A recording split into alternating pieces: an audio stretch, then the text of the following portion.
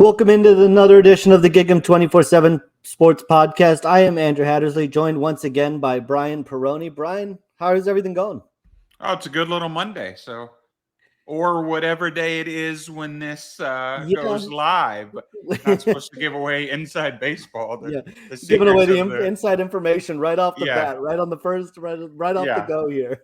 Fine, it's Monday, but I think Yeah, this comes out early Tuesday, so we should be good. we should be golden. Well, it was a big weekend for A&M baseball specifically. We will touch on that. Collected a big series win over Arkansas. Yeah, A&M announced the Centennial campaign, and I think we'll start there with that. It had been kind of talked about for quite a while now, and A&M finally, kind of put the plans and the renderings out there. Um, New IPF, new kind of wellness center, and some adjustments to Bright, new indoor track. Basically, just going to kind of build onto that area and really blow it up was kind of what it seems like. Yeah, so I'm looking at the picture, the rendering that they released, and I've heard players say the indoor football facility will be a lot bigger, but it looks like it's going to be like a lot bigger. Because right now you have the indoor facility sitting right next door to the indoor track stadium. And Yeah. pretty much this new indoor facility is going to take the place of both of those. Track will move across the train tracks over near the other track complex, near the outdoor track complex.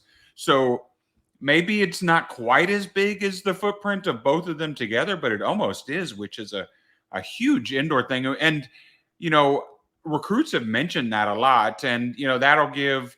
I know when we've covered practice or camps on in the indoor, you have barely enough room to stand on the sidelines. You have players running routes, and I mean, if they run routes to the sideline or to the end zone, they could end up in the walls. So this will give more room to practice, and maybe an extra little area for offensive linemen maybe to go work out while everybody else uses the whole field. So it definitely has recruits' attention. And then the new academic and wellness center, just looking at that, I mean, that's right now there's nothing there. That's parking lots and where the PBS station is. So that should be, that's a draw for parents for sure. An academic center, a wellness center, with food and getting those guys and all sports, properly, get them proper nutrition. So this looks like it's going to be really, really nice. And A&M already has some of the nicest facilities in college football. I mean, kids rave about that, Yeah, and they don't want to be left behind. So they're,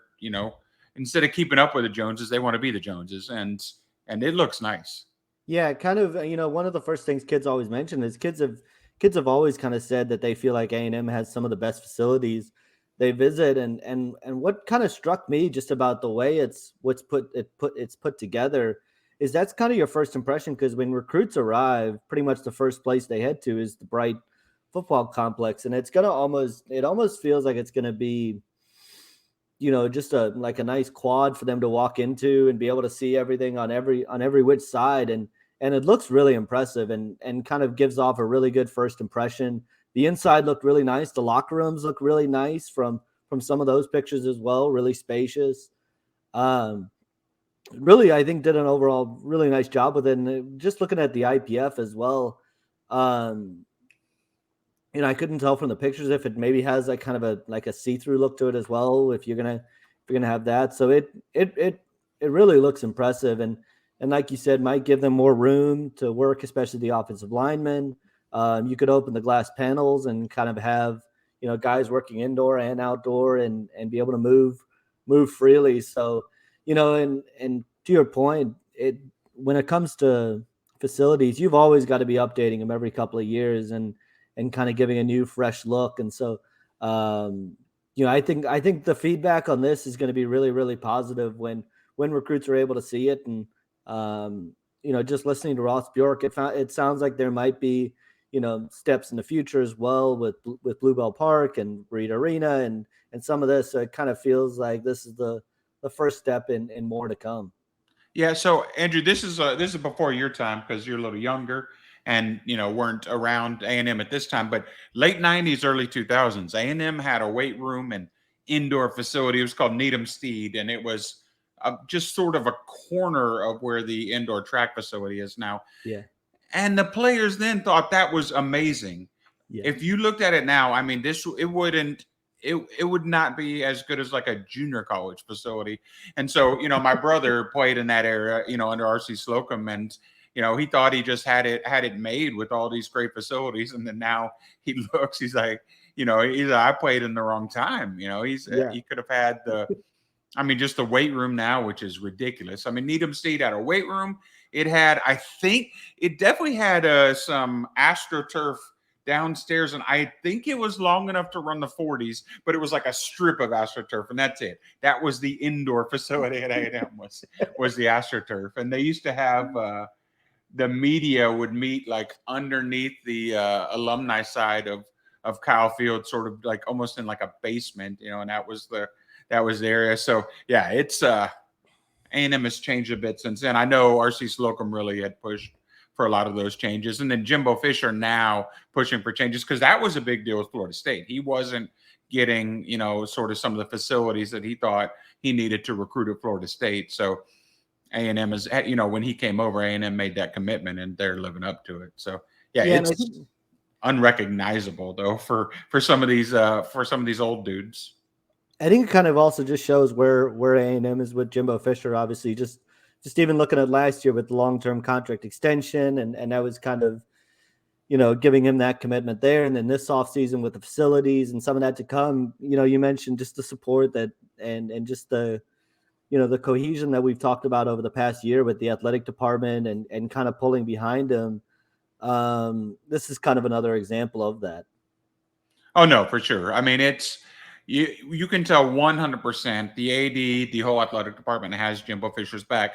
Now, these are facilities, the track facility, the, nutrition, all that. Other sports will use them, but football is the driving force. And you can tell that with football getting the giant new facility itself and pretty much everything but track, which has to be somewhere. Everything but track is used by football that they're building. So yeah, A&M is not afraid to put money into that. And that also has to do with donors, donors giving money, getting excited. The number 4 finish 2 years ago in the COVID shortened season, definitely got people excited. It was sort of the same thing when Johnny Manziel, after Johnny Manziel's Heisman season, there was a lot of money came in, and then Kyle Field got rebuilt. So, it always helps when there's an exciting product on the field. But Jimbo Fisher also has people excited off of it and just, about the future of A&M. No doubt. And speaking of, excited and excitement around the program, we got to touch on the baseball team as well. Collected a big series win over the weekend over Arkansas. Are now ranked number 21 by D1 Baseball.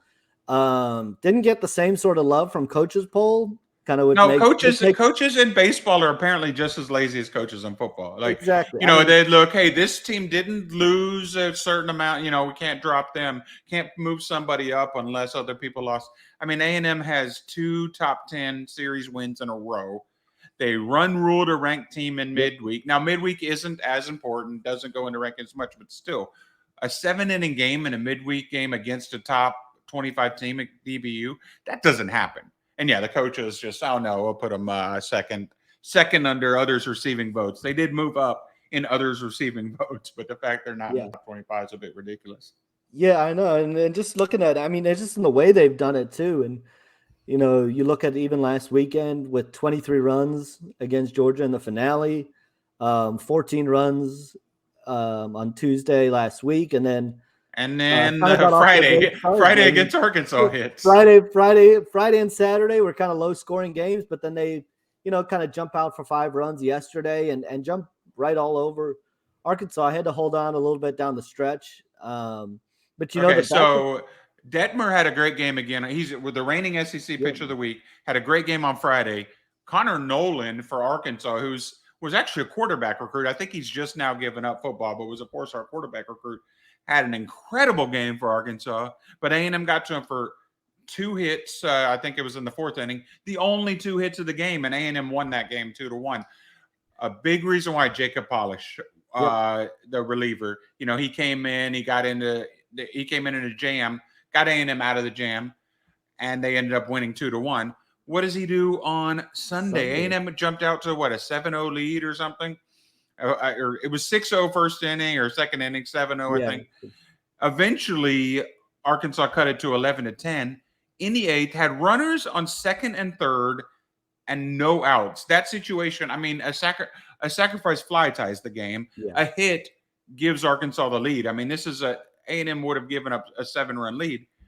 Polish comes in, or he's in before that. He did give up a hit, but once it mattered, when he had runners second, third, no outs, 3 strikeouts in a row against, a team that had been hitting well all game and had just been pummeling pitchers that inning. 3 strikeouts in a row. The one hit he gave up was to a pinch hitter. Then he faces the meat of the order and puts him down on strikes. It was amazing, and then a perfect ninth inning to get the save. I mean, just I haven't looked. I don't think it's been released as we're typing this, but he could be the SEC pitcher of the week, and didn't. I guess he got 2 saves, but didn't have the stat line of a starter.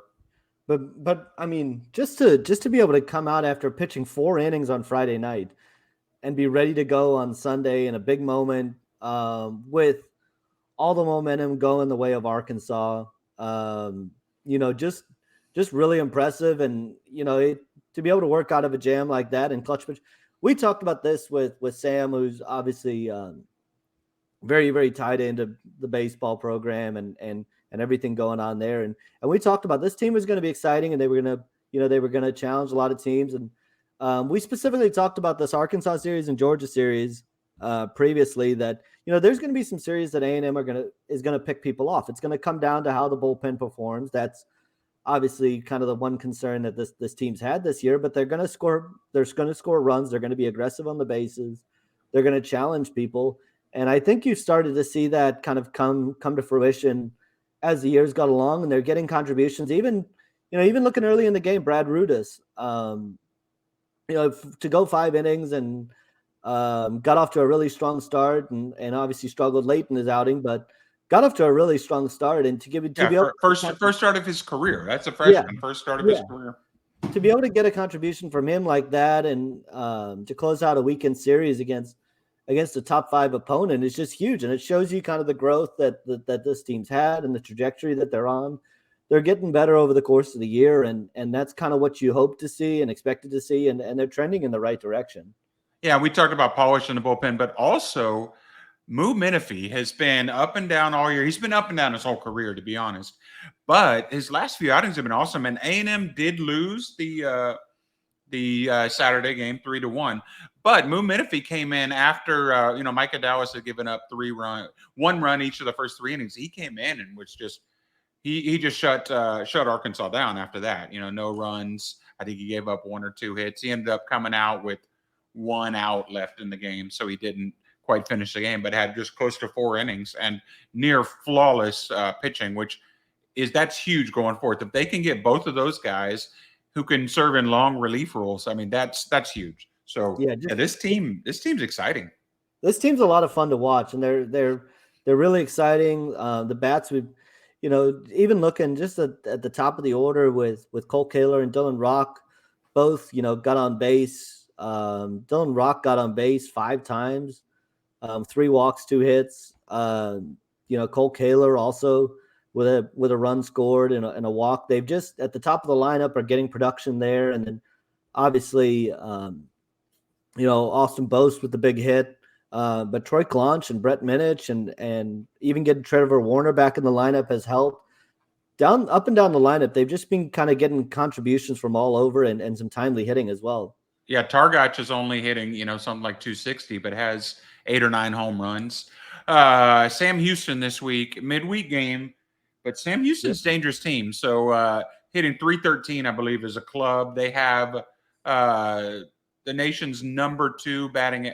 They have a player with the nation's number 2 batting average. Contreras, I believe, is his name. He leads the country in RBIs with 72. A&M's leader has like 40, which shows you he leads the country in triples with 6.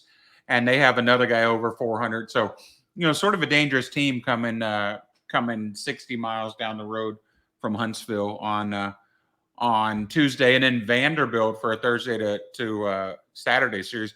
Vandy started out the season in the top 5 in the preseason rankings. Hasn't lived up to that, has fallen out of the rankings, but a very dangerous team. I'd seen Kendall Rogers with D1 Baseball talking today about how no team wants to see Vanderbilt in its regional bracket. No host wants the Commodores as number 2 seed. So, that's going to be a really tough series this weekend in Nashville, and isn't one that A&M fans should take for granted at all. Yeah, no, honestly, one of the only 2 road series left that A&M has. They have obviously on the road against Vanderbilt and then Ole Miss to close out the year. But otherwise, after this, home for 2 series against South Carolina and Mississippi State. The season's kind of flown by, but, a big opportunity if A&M can kind of pick up a series win against Vanderbilt, really set themselves up going forward with the rest of the way. Yeah, that closing schedule. So in the past 3 or 4 or 5 years, maybe, I just remember a lot of ranked teams. It was backloaded on the schedule. This year, A&M doesn't play Tennessee, the number 1 team in the country, in the regular season. They don't have them. And all of their other ranked opponents they've played. Yeah. They've got the meat of the schedule out of the way. So, baseball, you never know what's going to happen. Anybody can win any day. Anybody can win any series. But as long as they, things stay sort of true to form, let's say they take 2 or 3 of the ones they're supposed to, that's a regional host. They take care of business. They are a regional host. And that's a year off of a coach getting fired and A&M missing the entire NCAA tournament for the first time in 13 seasons. So, it's amazing. Even from, I watched the series loss against Penn. A&M lost the series against an Ivy League team. That shouldn't happen. You watch that and you're like, okay, they're a couple years off. Well, Schlossnagle has this thing turned around. This team has gotten so much better throughout the season. They were also hitting like 254 in conference play. Now they're up to 286. They were up to 290 before the Arkansas series. But, this team has just gotten better, and that's not something we've seen from A&M teams in the past few years. And think about how, just looking at this and how difficult it is what they've been able to do with how many new faces they had on the roster and for how quickly these guys have been able to come together and find a groove and get in sync. That's not easy to do. And learning a new staff, new principals, basically everything new, and to kind of be hitting their stride midway through conference play and go through a pretty tough part of the schedule, the way that they have with Georgia and Arkansas, on the road at Alabama, beating Texas. They've already racked up like quite a few impressive wins, and then going forward, this program's set up in really great shape now with Jim Schlossnagle. Yeah, there's 4 series left. They've already surpassed their SEC win total from a year ago. So, that shows you that, this season they could lose every game left and they would still have more SEC wins than they did a year ago. So, Schlossnagle, I think, might have been a good hire.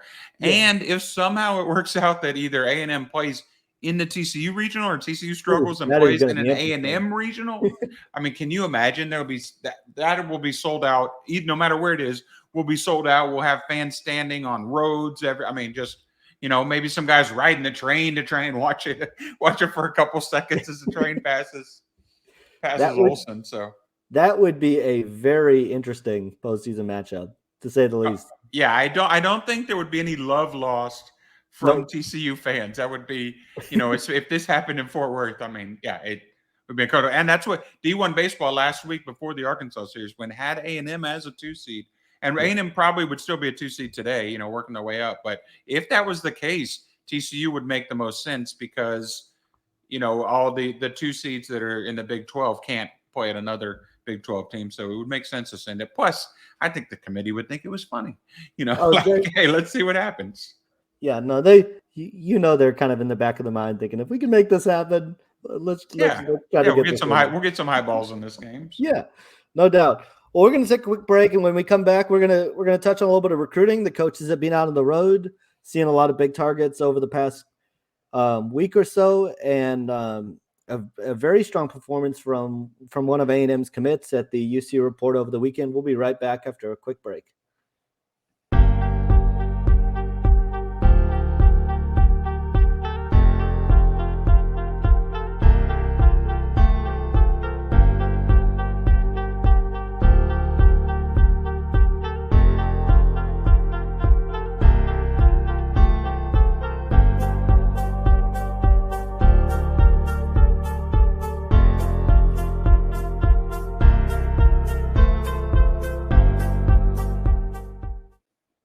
All right, welcome back, Brian. The coaches have been busy over the past couple of weeks, heading out all over the state. Been by some big spots like DeSoto. Have touched by Duncanville. They went out to Have been Permian. I mean, they've been out all. in Permian. They They've been out mainly of stayed in the state of Texas last week. Even guys yeah. like Elijah Robinson, who will definitely make his way up to the East Coast, and the Florida guys. But I think with Texas did not have their spring game until this past weekend, so their coaches were not on the road last week. Texas Tech same way, Baylor same way. So A&M's coaches were on the road, so they took advantage of that and just hit the state of Texas, and they were one of the only in-state schools that was out and about. And I think, yeah, that was big. No doubt. And the other one, I do have to give a shout out to Sam Houston. Sam Houston. Everywhere I went last week, I kept hearing about Sam Houston. Sam Houston's offense coordinator was here. Sam Houston's running backs coach was here. They were really active last week, just getting out on the road and getting out to a ton of schools. They gave a great offer last week. It's this kid. His name's Hudson Perroni. Great last name. I don't, but yeah, he Houston made their way out to Stratford and offered my nephew. So yeah, I'd say they got a lot of places. Yeah, that no matter what happened the rest of the week, that was a good week for Sam Houston. As long as they for sure, and they just get him on campus, see what happens. So. Exactly, and one of the big places they stopped was Derek Lag.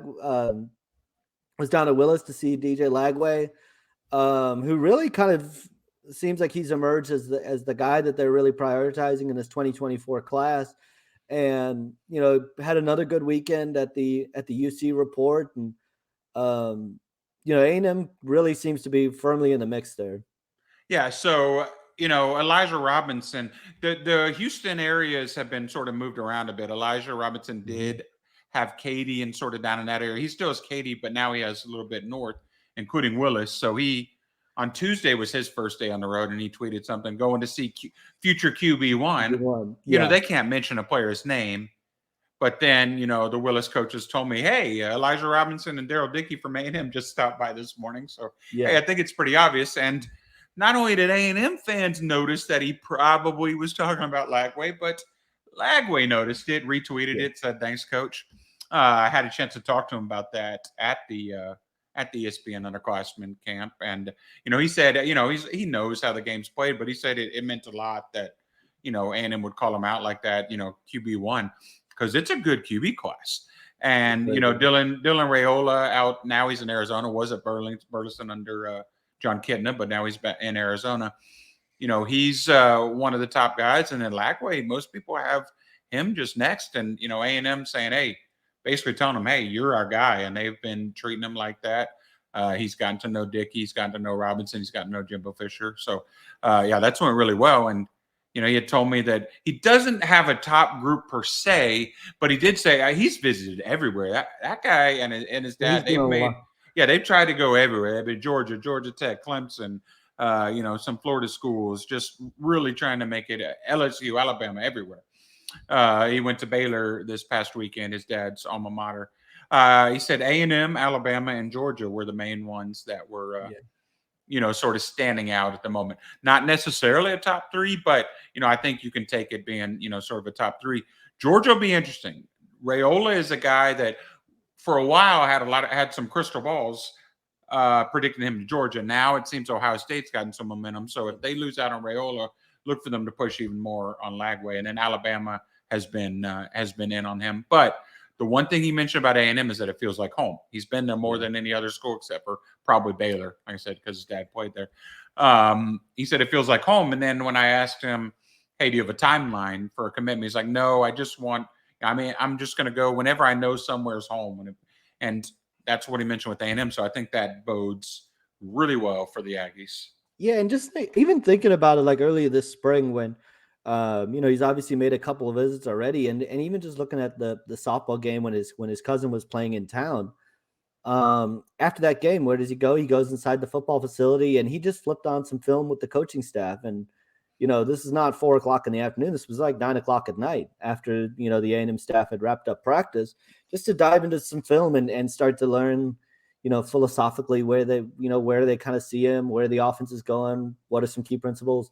And so, you talk about that kind of home feeling, and, I think he does feel like he can pop right over there at, 9:00 at night after after a softball game and just go hang with the coaches and spend more time around them and get to know them. And they've done a really good job kind of building a strong relationship with him, and I think they're really gonna be in the mix through the distance. Yeah. Georgia's one for sure, and then it'll be interesting to see kind of where Oklahoma is one of his. He picked up an. I mean, they just offered They today. offered him today, so. They just offered Monday. Whenever it's there. Monday, yeah. So that'll be interesting to see if they try to get in the mixture as well, and where they kind of stand. But I don't think A&M is going to take a backseat to anybody on that one. No. So one more thing with Lagway is this is sort of people just maybe a bit too high school football specific, but people that follow high school football, the last few years, Spring has had one of the best offenses in Class 6A in the state. They lined 4 guys up wide and just threw the ball all over the field. And their quarterback, Bishop Davenport, went to Utah State. Well, where is Spring head coach Trent Miller now? Just took the job at Willis. So Lagway, had a good sophomore year. I think his offers probably are a little better than his film is. So, schools are banking on the potential. And A&M offered after seeing him at camp. So they liked him a lot there. But it is going to be really fun to see him in an offense with 4 wide and also where the quarterback can run. Because, DJ's an athlete. He's not a dual threat quarterback in a traditional sense. You're not going to do a lot of runs with him. But if he gets flushed out of the pocket, he can go. I mean, he's a baseball player too, and has shown that athleticism in baseball. He played wide receiver and DB some as a freshman. So yeah, this offense is going to be perfect for him, and is probably going to cause him to get. If a school hasn't offered him now, once they see 4 games of his junior year in this new offense, he's likely to get that offer. So he's going to have every offer in the country as long as he does well in this offense. And early feedback is, even though he's not really full speed on throwing just yet because of the baseball on the shoulder and all that, but just early feedback is that it's been a very good thing for him, with coaches seeing him in that. And that was a good call. I think it was last podcast, mentioning I wouldn't be surprised to see Willis hire a good offensive mind to come join him, and then a day later, kind of there we go. They brought on. Yeah, it's a big deal. I mean, it's easier. People may wonder, like, why would somebody leave Spring for Willis, or so College Station coach Steve Huff left for Decatur. He's won a state title at College Station, was a runner-up this past year. Well, schools that are 1 high school ISDs, usually the head coach is also the athletic director of the school district. So coaches love doing that. It's more of a payday. So, Miller goes there. He also lost his quarterback at Spring, saw some other guys graduate. So maybe it was a good time to, leave when your stock is the highest, But yeah, Willis, I guess he's not technically the AD there because Jason Glenn is the AD, former Aggie linebacker. He was in the same class as my brother, played at Aldine Nimitz. But still, just usually pays better at a 1 high school deal. And I think probably like the idea of coaching DJ Lagway. I was about to say he's coaching a program on the rise that has steadily gotten better. So good spot for him. And also with that UC report, Colton Thomason had a really good showing, won MVP along the offensive line, and looks really good. I think he's had a really good spring so far. He's talked with both of us about, continuing to just get in better shape and lose weight. And his frame looks really good right now. And, just even looking at those reps against Ashton Porter, I saw them those two go at it in mid-February, and Ashton Porter was probably the best lineman at that camp, giving him a good amount of trouble. And, to come back 2 months later and have some really good reps and play out a tackle as well, kind of shows just, he's on the upward trajectory, continuing to get better. And, he's moving really well, and that positional versatility is going to be huge. To be able to potentially play tackle, play guard, just heading in a really good spot. Yeah, so he's a big kid. Okay, this height is not correct, but they measured him yesterday. I said, "What'd they get you at?" He said 81.5 inches. I'm doing the math. It's like 6'9.5". He said, "Yeah, I'm not that tall, but he's 6'8". Yeah. And they got him at, I think, 326, which at one point he was over 400. He was back down to about 315. 326 is probably what he should be playing at now because he Yeah, looks good. He looks like, but he's played guard the past 3 years at Smith Valley. Well, this spring, moving out to tackle, and he played played tackle at the UC camp, played on the right side. So A&M, when they offered and when they took his commitment, it was, hey, we'll get you on campus, figure out the best spot. But he only had ever played guard. So that's really tough to all of a sudden try to be blocking SEC edge rushers when you've yeah, never even blocked on the edge. So he's going to now have some experience playing tackle. And, with his frame, I mean, a 6'8" kid, really long arms, and, you saw in that rep against Ashton Porter. I mean, for a big kid, he had the footwork to move.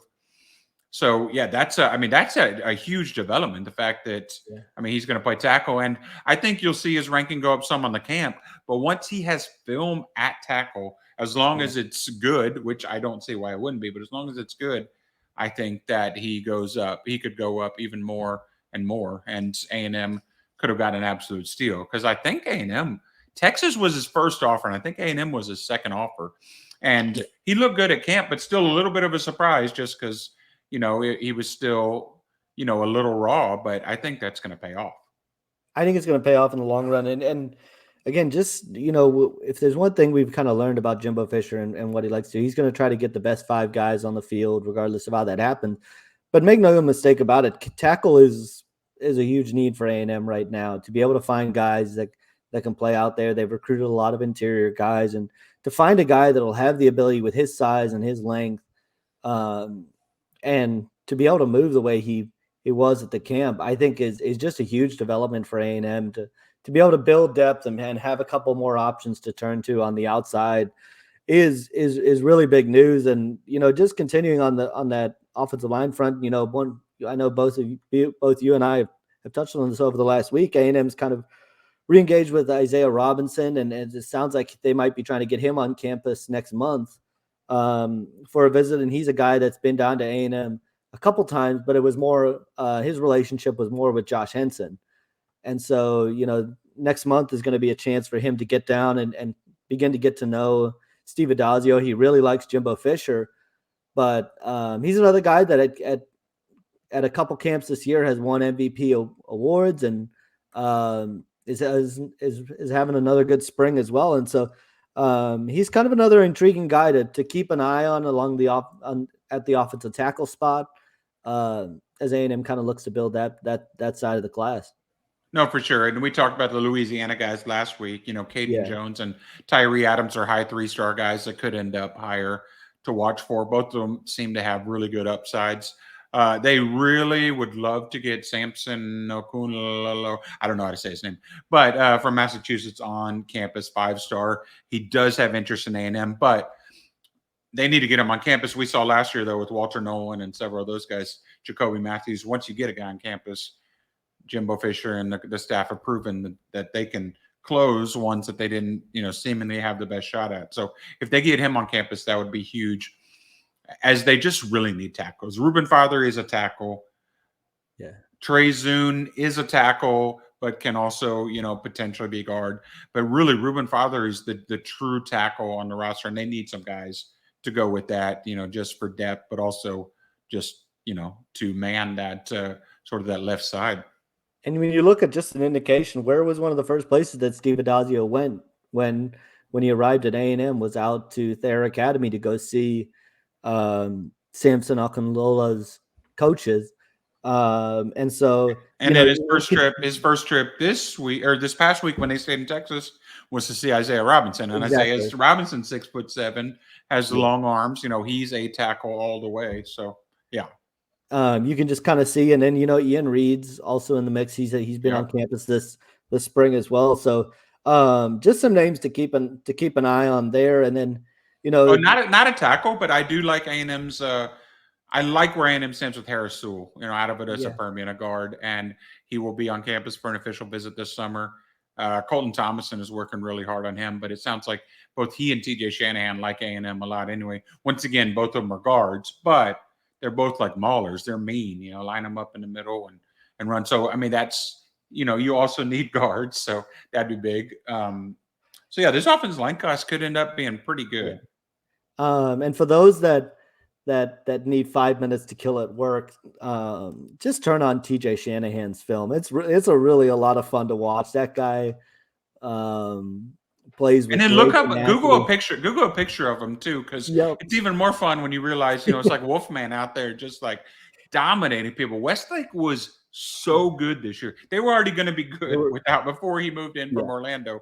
He moves in, a top 100 lineman, and Cade Klubnik QB, and just the defense was so good. Yeah, Shanahan was just mauling people. And might have delivered one of the best quotes, I think, still that, when I asked him to describe himself as a player, he said, I love to pancake guys, kind of allow them to start to get back up and then pancake them again. And then once the play's over, I'll help you up and we'll go on to the next play. I just thought that was a fantastic kind of attitude and how he kind of, and once you see him play on film, you're like, yep, that about matches up. I almost find it more demoralizing when I'm playing. It's like, don't help me up. Like that shows you're showing pity on me, like don't help me up. So I bet there's some mind games. I bet he's thought about that one, Oh, just he definitely has. in There's there. no doubt. And I think there was some questions on the board about whether he's a guard or he's a tackle. I think he's probably likely an interior guy Yeah, he at the plays next tackle at level. Westlake, but I mean most high school linemen do play Yeah. tackle, and move inside in college. I think he's definitely a guy that plays inside, but running behind him would not be bad at all. And he's a guy that I think has a really good future. So the A&M staff will be making more stops this week. I do believe they're going to make a stop this week at Marlin, home to Darian Gillette. And one note on him, actually, just going down there last week and just the feel around Marlin is that A&M is sits in a really strong spot right now. I don't think he's close to a decision at all, but Alabama and Texas, he wants to get out and see Notre Dame and Oregon and some of those others, but just where A&M has put themselves right now, I think they put themselves in a really good spot for him. And heading into the summer when official visits are going to take place, I just think they've built a really good relationship with them. So I expect A&M to stop by Marlin this week as they kind of continue their round of visits. Yeah, I know A&M fans were getting a little, itchy just with only having 3 commits a week or so ago. But take heed, brothers. It's Yeah, it's getting there. They had it 3 in 1 week, and yeah. they're being very deliberate about official visits, bringing guys in June. Some of those will be after camp, so they'll know more. Who they like at certain positions. So it may be a little quiet until June as far as commitment wise, but this class has a chance to be really good. Yeah, And no, getting those 3 guys after the spring game, one of them a punter and 2 national top 100 cornerbacks was big for momentum. But so you do have the momentum, and then when spring game comes, keyword I mean once transcendent, official visits come. Sorry. keyword transcendent punter, Brian. I Transcendent. didn't say it this time, but yeah, he is transcendent.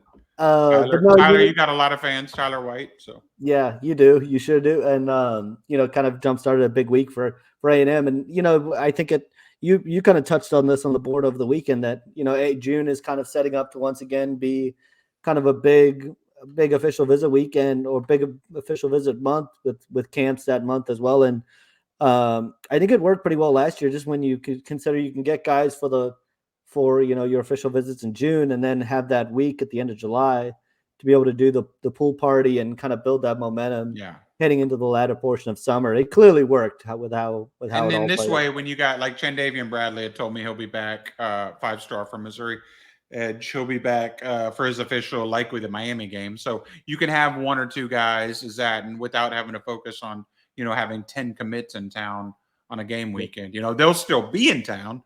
If it's anything like, I don't know if there's going to be somebody that rents a house like Bobby Taylor always did last year, but they'll still be in town for sure. Yeah. So it doesn't really change anything. You got those guys, and then they're able to really put laser focus on a few guys each week. I mean, there just weren't many fall official visits at all this past year. It was sort of weird, but I, it obviously worked out. I think there was just such a rush because you hadn't seen guys and you hadn't seen guys in person for so long that just last summer was really an opportunity to just try to get as many as you could on campus and get those in-person interactions going. Caleb Presley's another guy. He dropped a top group of schools last week. Wouldn't be surprised to see him try to make it back potentially in the fall for a game. I think he's really high on A&M. Just said he wanted to see kind of a full Kyle Field. That's what he's really looking forward to. So would not be surprised at all to see him get back on campus. So with that, we're gonna go ahead and wrap this up. Brian and I will be on the road this week. I'm heading out to Waxahachie, McKinney, making a couple other stops as well. I know Brian will be kind of I'm hitting gonna on go see David Hicks. I'm gonna go to San Antonio, do several things. So we'll be all of. So there'll be plenty of updates rolling in this week along the board. Again, just as a reminder, if you like the podcast, mash that like button on YouTube, and you'll be able to get every notification when a new video comes out. Like us on Spotify, Apple Podcasts, and you'll again get a notification. If you like us, give us a 5-star review, and we'd really appreciate that. So with that, Brian, we're gonna go ahead and wrap this up, and we'll be back next week.